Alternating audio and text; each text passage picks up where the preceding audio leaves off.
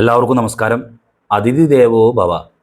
സംഗതി അതിഥി ദേവോ ഭവ എന്നൊക്കെ പറയുമ്പോഴും അതിഥികൾ അത്ര ശരിപ്പുള്ളികളായിട്ടല്ല ഇപ്പോൾ പോക്ക്. ഇപ്പോൾ ചാലക്കുടിയിൽ തന്നെ കുറച്ച് ദിവസങ്ങളിലായിട്ടുള്ള കേസുകൾ നോക്കിക്കഴിഞ്ഞാൽ അതിഥി തൊഴിലാളികളുടെ എണ്ണം ഈ കുറ്റകൃത്യത്തിൽ വളരെയധികം ഉൾപ്പെട്ടിരിക്കുന്നു എന്നാണ് മനസ്സിലാക്കാൻ സാധിക്കുന്നത്. ഈ കഴിഞ്ഞ ദിവസം തന്നെ നമ്മുടെ ചാലക്കുടി പോലീസ് സ്റ്റേഷൻ പരിധിക്ക് സമീപമുള്ള ഒരു പാൽക്കടയിൽ ഒരു യുവതിയെ ആക്രമിക്കാൻ കയറി. ഇതും അതിഥി തൊഴിലാളി തന്നെ.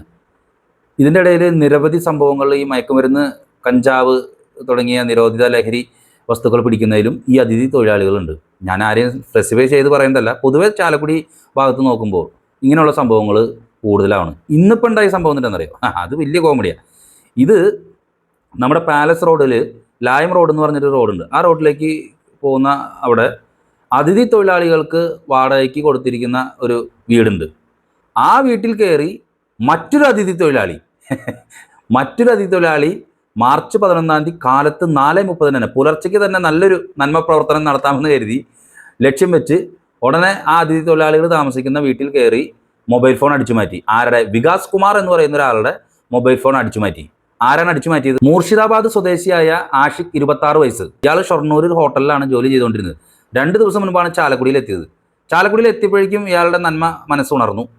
അത് അതിഥി ദേവോ ഭവയായിട്ട് തന്നെ ഈ പറയുന്ന ആഷിഖ്, 26 വയസ്സ്, മൂർഷിദാബാദ് സ്വദേശി, ഈ ലായം റോഡിലുള്ള അതിഥി തൊഴിലാളികൾക്ക് വാടകയ്ക്ക് കൊടുത്തിരിക്കുന്ന വീട്ടിലേക്ക് കയറി കാലത്ത് തന്നെ കേട്ടോ, മാർച്ച് 11-ാം തീയതി, അതായത് ഇന്ന് പുലർച്ചെ 4:30 ഈ സംഭവം നടക്കുന്നത്.